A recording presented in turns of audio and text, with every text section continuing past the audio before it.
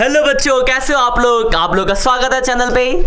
और चैनल आपका प्यारा सा channel study club 24x7। Last एक लेक्चर हमारा हो गया इंट्रोडक्शन का, और हमने वहाँ पे पढ़ लिया था बेसिक इंट्रोडक्शन, अकाउंटिंग की डेफिनेशन और कैरेक्टर स्केच। अभी हम अगले क्वेश्चन की तरफ बढ़ते हैं। अगला जो हमारा क्वेश्चन है that is objective of accounting. तो अभी हम बात करेंगे ऑब्जेक्टिव की। तो पहले मतलब समझो, व्हाट इज ऑब्जेक्टिव। ऑब्जेक्टिव का मतलब है भाई उद्देश्य। अकाउंटिंग जो आप कर रहे हो, आपका क्या उद्देश्य। एक जनरल भाषा में ये या तो बुक याद ही कर लेंगे ना, समझो आपका एक बिजनेस है, ध्यान समझना, आपका एक बिजनेस है। तो बिजनेस के लिए आपने एक अकाउंटेंट रखा है जो आपके बिजनेस का सब सिस्टमैटिक रिकॉर्ड मेंटेन करता है। उसके बदले आप आपने उसको एक सिस्टम दे रखा है, एक कैबिन दे रखा है, एक जगह दे रखी है, पैसा भी देते हो, सैलरी दोगे ना, क्यों देते हो, क्यों इतना खर्चा कर रहे हो, कुछ तो आपका ऑब्जेक्टिव होगा, तभी तो आप ये सब चीजें कर रहे हो ना। वही है ऑब्जेक्ट, समझ लो। जब तो आप सोचिए, कुछ सोचो क्या ऑब्जेक्टिव हो। तो क्या सर मुझे अपने बिजनेस का प्रॉफिट लॉस पता चले, एक ऑब्जेक्टिव तो मुझे दिख रहा है। हिसाब किताब पता रहे, बिजनेस में क्या चीज कितनी है पता रहे।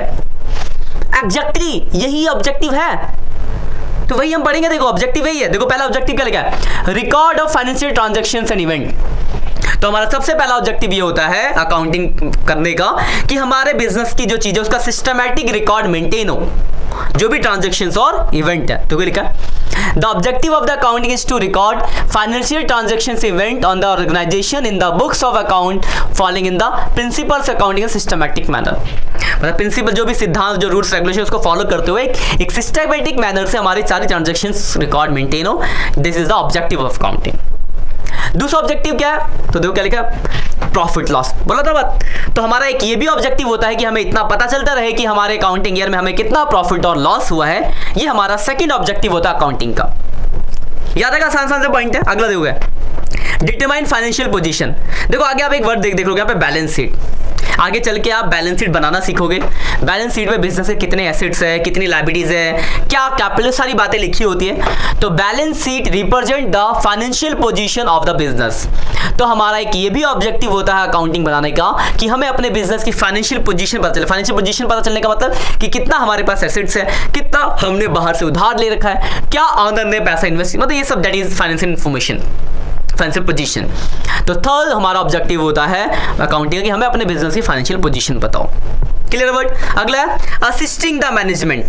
देखो मैनेजमेंट कौन होता है आपको पता है, डिसीजन मेकिंग जिनका काम होता है मैनेजमेंट डिपार्टमेंट। असिस्टिंग का मतलब होता है हेल्प करना। यानी अकाउंटिंग बनाने का हमारा ये भी ऑब्जेक्टिव होता है कि हम मैनेजमेंट की हेल्प करें। तो आप बोलोगे सर ये कैसे, छोटी सी भाषा समझाता, समझना ध्यान से। सपोज करो मुझे ऑर्डर देना है कि ये सामान की, हाँ ये सामान मंगवाना है नहीं मंगवाना। मेरा बिजनेस बहुत बड़ा, मैं जाके गोडाउन में चेक थोड़ी ना करूंगा कौन से की कितनी क्वांटिटी बची, गिनता रह गया फिर तो हो गया भाई। लेकिन जब मैं अकाउंटिंग बना के रखता हूँ तो मुझे पता होता है कि इसकी इतनी क्वांटिटी लेफ्ट है, इसकी इतनी क्वांटिटी बची है, क्योंकि हमने अकाउंट बना के कितनी क्वांटिटी आई, इतनी बिकी और ये बैलेंस है। तो अगर डिसीजन लेना है फटाफट ले लोगे डिसीजंस। अकाउंटिंग में तो जाके बड़ा सा गोडाउन खोलते और गिनते सुबह से लेकर शाम तक, फिर सिर खुजलाते यार भूल गया कैसे करूं। वही आपने अकाउंटिंग मेंटेन कर रखा है तो आपको पता है कि उस स्टेट में या उस गोडाउन में उस सामान का, उस चीज का कितना क्वांटिटी बचा हुआ है, फटाफट हमारा सिस्टम पे सब कुछ दिख गया। तो अकाउंटिंग बनाने का एक ये भी ऑब्जेक्टिव होता है कि जो भी मैनेजमेंट को इन्फॉर्मेशन चाहिए बिजनेस से रिलेटेड फॉर टेकिंग डिसीजंस, तो हम उनको इजीली प्रोवाइड कर सके वो सारी चीजें। ठीक है, तो fourth objective assisting the management. अगला है communicating accounting information to users. मैंने बताया था ना यूजर्स आएंगे, आगे हम पढ़ेंगे भी यूजर्स के बारे में। तो जैसे एक मालिक है, मालिक पूछे कितना प्रॉफिट, कैसे बताओगे भाई, अकाउंटिंग नहीं बना रखा। तो हमारे अकाउंटिंग का कि ये भी मतलब ऑब्जेक्टिव होता है कि यूजर्स जब भी अपनी अकाउंटिंग इन्फॉर्मेशन मांगे तो हम उनको प्रोवाइड कर सके। तो देखो 5 अब 3 नंबर में क्वेश्चन आएगा तो कोई भी 3 पॉइंट लिखने होंगे, उसको एक्सप्लेन करना होगा। मैंने तो यहाँ 5 पॉइंट लिखे, आप इसको स्क्रीनशॉट ले सकते हो, आप इसको स्क्रीनशॉट ले लो। तो ऑब्जेक्टिव मतलब उद्देश्य, तो ऐसे चुटकियों में याद रखो। डिटरमाइन फाइनेंशियल मतलब systematic record of business transactions event, business के ट्रांजैक्शंस इवेंट का सिस्टमैटिक रिकॉर्ड हो। बिजनेस का प्रॉफिट लॉस पता चले, मतलब determine profit and loss of the business. Business की पोजीशन पता चले, मतलब determine financial position of the business. Assisting the manager, management के डिसीजंस के लिए उसको इन्फॉर्मेशन प्रोवाइड कर सके, तो मैनेजमेंट को हेल्प करे। और communicate accounting information to users, users को जो भी इन्फॉर्मेशन चाहिए वो हम उसको प्रोवाइड कर सके। These are the objective of accounting. Clear है पहला क्वेश्चन, ऑब्जेक्टिव ऑफ अकाउंटिंग। तो याद कर लेना, अगले बात करते हैं हम। अगला है बुक कीपिंग और अकाउंटिंग में डिफरेंस। देखो पहले तो बुक कीपिंग समझो। बुक कीपिंग देखो, बुक कीपिंग का क्या मतलब होता है, लिखा है recording of business transactions in a systematic manner in the books of account is called book keeping. It mainly concern with the maintaining systematic record of account. देखो हमने अकाउंटिंग पढ़ा इससे पहले, तो accounting is the art of recording, classifying, summarising in a significant manner in transaction event and of the financial character, interpreting, ऐसा पढ़कर पढ़ा था, interpreting the result there of. Accounting is the art of recording, classifying, recording के बाद भी बहुत सारे काम है, लेकिन book keeping is only recording. तो मतलब मैं एक बात बोल सकता हूं, अकाउंटिंग के अंदर बुक कीपिंग आएगा, क्योंकि अकाउंटिंग में रिकॉर्डिंग, क्लासिफाइंग, समराइज बहुत सी जाती है, लेकिन बुक कीपिंग में क्या आता है, सिर्फ रिकॉर्डिंग आता है आर। तो मैं ये कह सकता हूं कि book keeping is the part of accounting, कह सकते हैं भाई, क्योंकि अकाउंटिंग क्या करता है, सारी काम करता है, लेकिन बुक कीपिंग क्या करता है, सिर्फ सिस्टमैटिक रिकॉर्ड मेंटेन करता है। रिकॉर्ड करना दैट इज बुक कीपिंग, और रिकॉर्ड करके उसको क्लासिफाई, समराइज, इंटरप्रेट, कम्युनिकेट सब करना वो अकाउंटिंग। तो मैं ये कह सकता हूं ना कि book keeping is the part of accounting. सही है, तो डेफिनेशन पूछे बुक कीपिंग बता दोगे, अकाउंटिंग बता दोगे। अब आता है डिफरेंस। बुक कीपिंग, ये बहुत इंपॉर्टेंट क्वेश्चन है, आता ही आता है एग्जाम में। बुक कीपिंग और अकाउंटिंग में डिफरेंस 3 नंबर में आ सकता है, बहुत आ सकता है कि आएगा, बहुत चांस है, हर बार आता है। तो पहला देखो स्कोप या मीनिंग लिख दो। तो बुक कीपिंग क्या है, तो बुक कीपिंग आइडेंटिफाई करता है, ट्रांजैक्शन को मेजर करता है और रिकॉर्ड कर देता है। अकाउंटिंग क्या करता है, उसको क्लासिफाई, समराइज, रिकॉर्ड को करता है, इंटरप्रेट एंड कम्युनिकेट करता है। मतलब जहां बुक कीपिंग खत्म होता है वहां से अकाउंटिंग चालू हो गया। वैसे तो अकाउंटिंग का पार्ट ही है book keeping, but book keeping के आगे का काम अकाउंटिंग करता है, कह सकते हैं हम। पहला मीनिंग लिख दिया हमने। दूसरा स्टेज, तो आप खुद बताओ कौन सा काम पहले होता होगा, तो आप खुद बोलोगे सर बुक कीपिंग ही पहले खत्म होगा, क्योंकि उसमें रिकॉर्डिंग है, उसके बाद और सी बहुत सारे काम है। तो book keeping is primary stage and accounting is secondary stage. देखो बुक कीपिंग क्या आपका प्राइमरी स्टेज है और अकाउंटिंग क्या आपका सेकेंडरी स्टेज है, कि जहां क्योंकि it is based on accounting, और ये जहां बुक कीपिंग खत्म होता है उसके आगे अकाउंटिंग स्टार्ट हो जाती है। अगला क्या है, ऑब्जेक्टिव।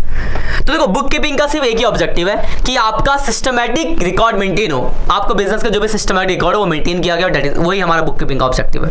लेकिन अकाउंटिंग का ऑब्जेक्टिव सिर्फ यही नहीं है। अकाउंटिंग का ऑब्जेक्टिव बिजनेस का प्रॉफिट लॉस पता चले, बिजनेस की पोजीशन पता चले, तो वही है। The objective of accounting is to ascertain the net result of operation, मतलब net profit and the financial transactions.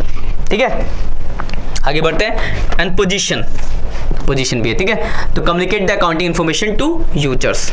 अभी हम यूजर्स भी पढ़ लेंगे, आज यूजर्स तक पढ़ेंगे, आज ये जो नीचे ठीक है यूजर्स तक पढ़ेंगे, आज टारगेट रखेंगे यूजर्स तक पढ़ना। Clear about. अगला है नेचर ऑफ जॉब। तो बुक कीपिंग का क्या काम है, डेली आओ लिखो, क्योंकि लिखना आपका काम तो डेली होता होगा। तो बुक कीपिंग का रूटीन इन नेचर, डेली आके लिखना है। लेकिन अकाउंटिंग में सोचना है, दिमाग लगाना, एनालाइज करना है, तो एनालिटिकल इन नेचर, क्योंकि आपको कम्युनिकेट भी करना है, इंटरप्रेट भी करना है, तो दिमाग यूज करना पड़ेगा, एनालिटिकल। अब अगला परफॉर्मेंस। तो देखो साफ सीधी बात है, बुक कीपिंग आसान काम है तो जूनियर स्टाफ परफॉर्म करेगा, अकाउंटिंग ज़्यादा मुश्किल काम है तो सीनियर स्टाफ परफॉर्म करेगा।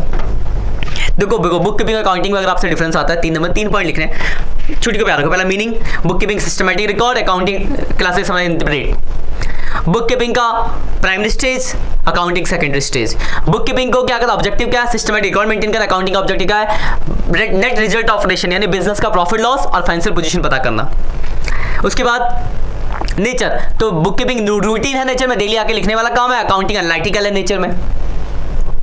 उसके बाद बुक कीपिंग जो है वो आपका perform by the junior staff, accounting is perform by senior staff. ठीक है, आप एक बार स्क्रीनशॉट ले लो, बुक कीपिंग अकाउंटिंग देखो यहाँ से डिफरेंस है, ये लो बुक कीपिंग की डेफिनेशन। ठीक है, ये स्क्रीनशॉट ले लो, यहाँ तक का ले लो, ले लिया। अब आगे बढ़ते हैं। इसके बाद ये तीन 2 पॉइंट और थे, इसका भी ले लो। ठीक है, अब आते हैं हम यूजर्स के बारे में पढ़ लेते हैं, क्योंकि आज हम यूजर्स से पढ़ेंगे, अगली ब्रांचेज हम अगले में स्टार्ट करेंगे। मैंने इसके पॉइंट को एक्सप्लेन नहीं किया, बस समझा दूंगा मैं आपको। यूजर्स, इसका आगे हम कंटिन्यू करेंगे अगले में, जितने कर रहा हूं उसको याद करना है बस आपको।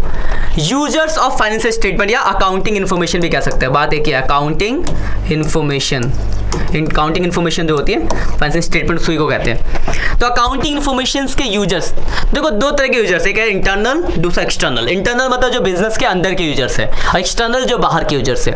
सबको फाइनेंशियल स्टेटमेंट की या अकाउंटिंग इन्फॉर्मेशन की जरूरत है किसी ना किसी पर्पज से, इसलिए ये सारे यूजर्स हैं। ये क्वेश्चन आपसे 1 नंबर में नाम पूछ सकता है कि 2 इंटरनल यूजर के नाम बताओ या 2 एक्सटर्नल यूजर के नाम बताओ, नाम बता देना बस। एक्सप्लेन करने को पूछेगा तो फिर आपको एक्सप्लेन करके दिखाना होगा। तो पहले हम बात करते हैं इंटरनल। इंटरनल यूजर है ऑनर, मालिक, मैनेजमेंट और एम्प्लॉय। एक करके समझते हैं। भैया मालिक को अकाउंटिंग इन्फॉर्मेशन की क्या जरूरत पड़ गई, क्यों अकाउंटिंग इन्फॉर्मेशन यूज करता है? तो मालिक wants to know how much profit और loss he earn during the year, what is the financial position of business. मालिक को अपने बिजनेस का प्रॉफिट लॉस पता करना होता है, बिजनेस की पोजीशन पता करनी होती है, इसलिए वो अकाउंटिंग इन्फॉर्मेशन को देखता है यानी यूज करता है। तो यूजर हो गया, यूजर तो है जो यूज करता है जो इन्फॉर्मेशन को, तो वो यूजर है। तो मालिक हो गया पहला, समझ गए मालिक क्यों है। मैनेजमेंट है, तो मैनेजमेंट का काम होता है डिसीजंस मेकिंग, और डिसीजंस के लिए चाहिए इन्फॉर्मेशन। और इन्फॉर्मेशन भैया कहां से मिलेगा? अकाउंटिंग इन्फॉर्मेशन से। तो management use accounting information for decisions making. तो दूसरा यूजर हो गया मैनेजमेंट। अंदर का है तो इंटरनल। एम्प्लॉई, काम करने वाले क्यों इन्फॉर्मेशन देखने लग गया भाई?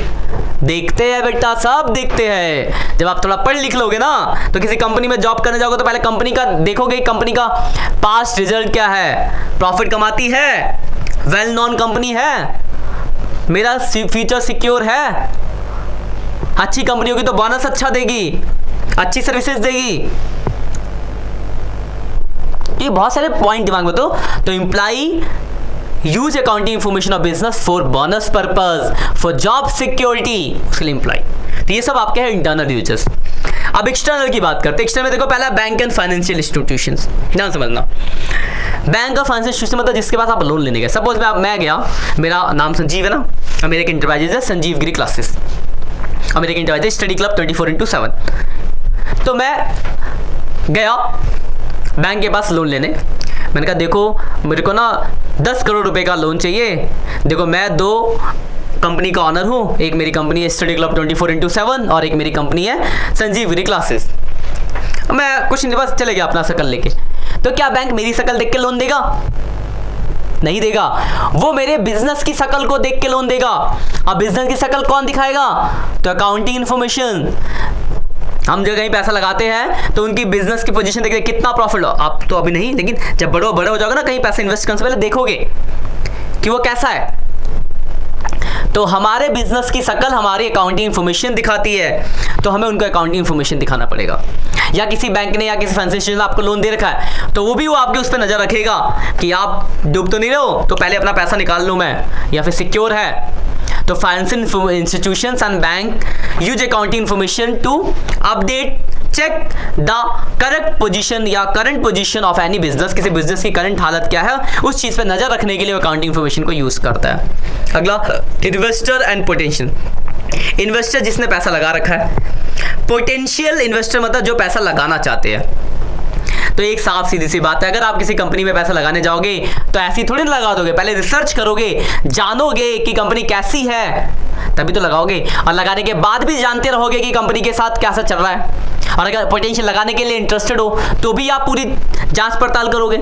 तो इन्वेस्टर्स किसी अपनी बिजनेस की फाइनेंशियल इन्फॉर्मेशन मतलब अकाउंटिंग इन्फॉर्मेशन देखता है फॉर डिविडेंड पर्पस, कि कितना उसको डिविडेंड मिलेगा, मतलब प्रॉफिट में हिस्सा बंटना डिविडेंड कहलाता है। कंपनी को प्रॉफिट होगा ना, तो कंपनी प्रॉफिट बांटती है इन्वेस्टर्स के अंदर, तो जो प्रॉफिट कंपनी बांटती है उसको कहते हैं डिविडेंड। तो फॉर डिविडेंड कितना प्रॉफिट मुझे मिलने वाला है, कितना मेरा पैसा सिक्योर है, इसके लिए इन्वेस्टर्स देखता है। अब जो पैसा लगाने वाला है वो भी देखता है कि मुझे पैसा लगाना चाहिए या नहीं लगाना चाहिए। तो ये भी तो यूजर्स है, बट ये बाहर के है तो एक्सटर्नल। अगला क्रेडिटर, मतलब जो हमको उधार में गुड सप्लाई करता है। तो कोई अगर हमें उधार में गुड सप्लाई कर रहा है तो वो तो देखेगा ना कि हम पैसा देने लायक है भी नहीं है, पता चला उसने आज मुझे उधार गुड्स किया, कल मैंने अपना यहाँ से सामान बंद किया, कहीं और पहुँच गया। तो देखते हैं वो कि क्या आप कैपेबल हो, हमारा पैसा वापस करोगे सामान बेच के, या भाग जाओगे या डुबा दोगे। तो इन सब पर्पस के लिए भी क्रेडिटर भी हमारे अकाउंटिंग इन्फॉर्मेशन को देखता कि अच्छा क्रेडिट है, अच्छा प्रॉफिट है, अच्छा टर्नओवर, तो दे देगा, ले जाओ माल बेचो फिर पैसा देना। तुमको नया होगा तो पहले पैसा दो, पहले एडवांस। जैसे रिलायंस है, वैसे तो रिलायंस सब कुछ खुद ही बना लेते हैं, लेकिन बाहर से कुछ सप्लाई करना हो तो पैसे की चिकन नहीं, तो सीधा सामान सप्लाई करते। क्या क्या चाहिए आपको, क्योंकि आपसे साथ जुड़ना ही हमारा बहुत सौभाग्य है, पैसा तो आप दे ही दोगे, ये चीज़ है। अगला government and authorities. Government and authorities क्या होती है, वो देखती है फाइनेंशियल इन्फॉर्मेशन, वो भी यूज करती है, देखती है कि क्या कंपनी का प्रॉफिट कितना, उस हिसाब से वो टैक्स भर रही है, जो भी लीगल रिक्वायरमेंट उसको फुलफिल कर रही है। फॉर द टैक्स पर्पस के लिए गवर्नमेंट क्या करती है, अथॉरिटीज क्या करती है, किसी बिजनेस की फाइनेंशियल इन्फॉर्मेशन को यूज करती है। अगला है कस्टमर्स, जो कि जनरली वैसे बहुत कम होता है, बट फिर भी कंज्यूमर्स भी यूज करते हैं कि अगर कंपनी अच्छी है तो उसका प्रोडक्ट बहुत बढ़िया होगा, खराब कंपनी है तो प्रोडक्ट डिफेक्टिव होगा। इन सब चीज़ों के लिए भी देखते हैं। तो ध्यान रखना इंटरनल एक्सटर्नल यूजर्स होते हैं। नाम पूछेगा 1 नंबर में तो नाम बता देना, इंटरनल में ऑनर, मैनेजमेंट एम्प्लॉय, और एक्सटर्नल में बैंक हो गया, फाइनेंशियल इंस्टीट्यूशंस हो गया, क्रेडिटर्स हो गया, उसके बाद क्या कहते हैं इन्वेस्टर्स हो गए, कंज्यूमर्स हो गए, गवर्नमेंट हो गई, ये सब आपके एक्सटर्नल यूजर्स है। एक्सप्लेन करने को अगर सबके बारे में मैंने आपको पर्पस बहुत ही डीपली बताया है, वो आप लिख देना। तो 1 नंबर या 4 नंबर में आ सकता है। 4 में आएगा तो आपको नाम और एक्सप्लेनेशन देनी पड़ेगी, क्यों देखते हो, क्या पर्पस होता है उनका। अगर 1 नंबर में आया तो आपको सिर्फ नाम लिखना होगा। तो आज के लिए सिर्फ इतना ही रखते हैं, हमने यूजर्स तक पढ़ लिया। अगली क्लास में हम ब्रांचेस स्टार्ट करेंगे। तो मिलते हैं नेक्स्ट लेक्चर में, तब तक के लिए बाय बाय।